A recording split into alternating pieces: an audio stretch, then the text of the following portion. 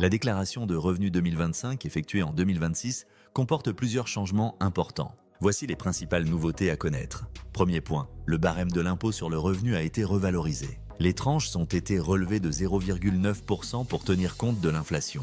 Cela permet d'éviter que certains contribuables ne deviennent imposables ou ne changent de tranche uniquement à cause de la hausse des prix. Deuxième évolution, le régime fiscal des meublés de tourisme devient moins avantageux pour certains contribuables. La loi Le Meur a modifié le régime micro-BIC, avec un seuil de chiffre d'affaires abaissé et un abattement réduit par rapport à l'an dernier.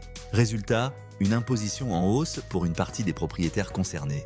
De nouvelles obligations déclaratives pour d'autres, désormais imposées au régime réel d'imposition. Les règles sont inchangées pour la location meublée de longue durée, logement à l'année. Autre nouveauté importante, la réduction d'impôt dite Coluche est renforcée. Le plafond des dons ouvrant droit à une réduction de 75% pour les associations venant en aide aux personnes en difficulté a été doublé, passant de 1 000 à 2 000 € depuis le 14 octobre 2025. Concernant le crédit d'impôt pour les services à la personne, une nouvelle obligation apparaît. Il faut désormais préciser, pour chaque dépense déclarée, la nature de l'organisme et la modalité d'intervention. L'objectif est d'améliorer le suivi des dépenses déclarées à la demande des parlementaires sans changement sur le calcul du crédit d'impôt. Enfin, certaines mesures envisagées ont finalement été abandonnées et restent inchangées. C'est le cas de la réduction d'impôt pour enfants scolarisés, dont les règles et les montants sont reconduits.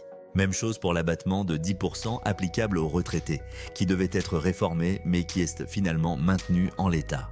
En résumé, cette déclaration 2026 se caractérise par quelques ajustements ciblés. Une fiscalité plus stricte pour les meublés de tourisme, un soutien renforcé aux dons, de nouvelles obligations déclaratives pour certains crédits d'impôt et le maintien d'avantages fiscaux existants en faveur des retraités et de parents d'enfants scolarisés.